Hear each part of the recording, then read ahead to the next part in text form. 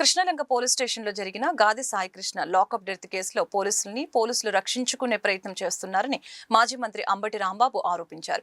స్టేషన్లో CCTV footage అదృశ్యం అవటమే దానికి ప్రత్యక్ష తార్కాణమని అన్నారు. సాయికృష్ణ ఘటనపై టీడీపీ నాయకులు స్పందించడం లేదని, జనసేన నాయకులు మాత్రం కళ్లు తాగిన కోతుల్లా మాట్లాడుతున్నారని ఎద్దేవా చేశారు. సిబిఐ విచారణ ద్వారా మాత్రమే బాధిత కుటుంబానికి న్యాయం జరుగుతుందని ఆశాభావం వ్యక్తం చేశారు. సాక్ష్యాధారాలు లేని కేసుగా ఇది రూపాంతరం చెందబోతుందని అన్నారు. పోలీస్ స్టేషన్లో 18 మాసాలు సీసీటీవీ ఫుటేజ్ ఉండాలని సుప్రీంకోర్టు ఆదేశాలు ఉన్నా తొలగించడం బాధాకరమని అన్నారు. సిఐ నాగరాజుని విచారిస్తే ఐపీఎస్ల పేర్లు బయటకు వస్తాయని భయపడుతున్నారని చెప్పారు. కృష్ణలంక పోలీస్ స్టేషన్లో అదృశ్యమైన గాదే సాయికృష్ణ విచారణ మొదటిగా ఒక ఎస్పీని ప్రభుత్వం విచారణకు వేసింది. తర్వాత 2 రోజుల క్రితం ఒక సిట్ని ఫామ్ చేసింది. వాళ్ళు విచారణ చాలా ముమ్మరం చేశామనేటువంటి వార్తలు బయటకు వస్తున్నాయి. కానీ నేను పరిశీలించింది, నాకు తెలిసినంతవరకు కొద్దిగా లోతుగా ఆలోచిస్తే విచారణ వక్ర మార్గంలో సాగుతూ ఉంది. విచారణ నేరస్తుల్ని కాపాడటానికి జరుగుతూ ఉంది.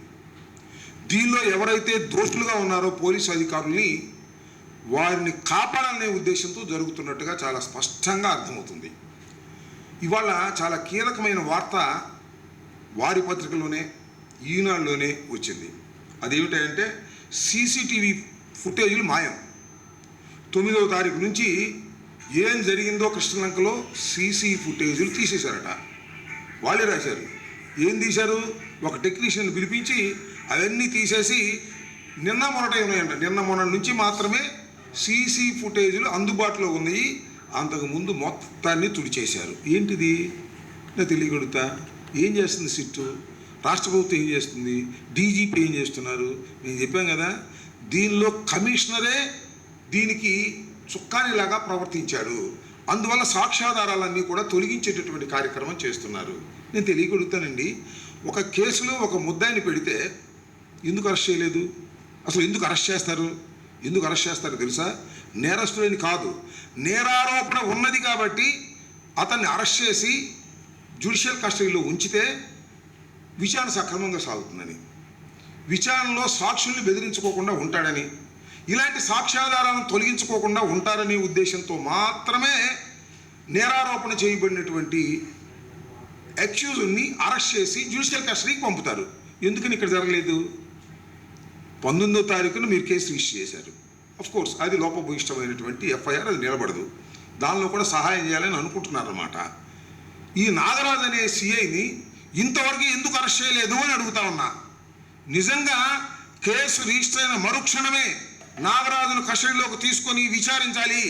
అంతేకాదు, నాగరాజుని జ్యుడిషియల్ కస్టడీకి పంపించి మళ్ళా కోర్టులో విచారణకు తీసుకొని పోలీస్ కస్టడీలో విచారణ చేసి వాస్తవాలన్నీ బయటకు రావాలి. ఏం రావట్లా, మొత్తం తుడిచేస్తున్నారు టోటల్గా. చాలా విచిత్రమైన వార్త ఇది. సీసీ ఫుటేజ్ యొక్క దృశ్యాలను మొత్తాన్ని తొలగించేశారు, శవాన్ని బూడిద చేశారు, బూడిదను కూడా మాయం చేశారు. ఇంకేం జరగాలి? సీని అరెస్ట్ చేయరు అంటే ఖచ్చితంగా పోలీసులు కాపాడటం కోసం సర్వశక్తులు ఉపయోగిస్తున్నారని చెప్పడానికి తాజా ఉదాహరణ ఈ సీసీ ఫుటేజ్ మాయం. కాబట్టి అందుకే అడుగుతున్నాం, సిబిఐ విచారణ వేస్తే తప్ప దీనిలో వాస్తవాలు బయటకు రావు, దీనిలో దోషులు దొరకరు, తప్పుకుపోతారు. ఇది వాస్తవం. కాబట్టి ఇప్పటికైనా రాష్ట్ర ప్రభుత్వం సిబిఐ విచారణకు రాసి సిబిఐ విచారణ వేస్తేనే ఆ బాధితులకు న్యాయం జరుగుతుంది. లేకపోతే ఆ బాధితులకు న్యాయం జరగదు. ఈ కేసు గాలిలో కలిసిపోయేటటువంటి ప్రమాదం ఉంది అని ఈ సందర్భంగా నేను చెప్పదలుచుకున్నాను. రెండో అంశం ఏంటంటే, పాపం పవన్ కళ్యాణ్ గారు మొన్న మేము 21వ తారీఖున కాపులందరూ వెంకటాయపాలెంలో సమావేశం అయితే ఆయన బహుశా 19వ తారీఖు పిలిచి చెప్పినట్టున్నాడు చంద్రబాబు నాయుడు గారు, అక్కడ కాపులేదు మీటింగ్ పెట్టుకుంటున్నారు, నువ్వు వెళ్ళు అని. 20వ తారీఖు వచ్చి కాకినాడలో మీటింగ్ పెట్టాడు. మొత్తం ఆయనకి సంబంధించిన కాపులందరూ రెచ్చగొడితే వాళ్ళు ఏమేమి మాట్లాడుతున్నా నాకు అర్థం కాదు. ఆ నానాచి ఇష్టం వచ్చినట్టు మాట్లాడాడు. మళ్ళీ అంటారు నేరస్తులు ఏ కులం వారైనా శిక్షించాల్సిందే. ఎవడు కదన్నాడు? నేరస్తులు ఏ కులం వారైనా శిక్షించవలసిందే. ఎవరు కాదన్నారు? ఎవరన్నా కాదన్నారా? అంటే శిక్షించడం అంటే ఏంటి అని అడుగుతా ఉన్నా. అయ్యా పవన్ కళ్యాణ్ గారు, ఈ మాటలు మాట్లాడే జనసేన శాసనసభ్యులు, జనసేన నాయకులు, నేను అడుగుతా ఉన్నా, నేరస్తులు ఏ కులం వారైనా శిక్షించవలసిందే అంటే నేరస్తులను పట్టుకొచ్చి పోలీస్ స్టేషన్లో పెట్టి వాళ్ళని చంపేసి వాళ్ళని బూడి చేసేసి సీసీ కెమెరా ఫుటేజ్ని కూడా తీసేయటమా నేరస్తులు శిక్షించడం అంటే? నేరస్తులను శిక్షించడానికి న్యాయస్థానాలు ఉన్నాయి తప్ప పోలీసులు కాదు. ఇది గమనించుకోకుండా ఏదో పిచ్చి పిచ్చి మాటలు మాట్లాడుతున్నారు. నేరస్తులు ఏ కులం వారైనా శిక్షించాలి, కాపులైనా శిక్షించాలి, కమ్మవారైనా శిక్షించాలి. ఎవడు కదన్నాడు?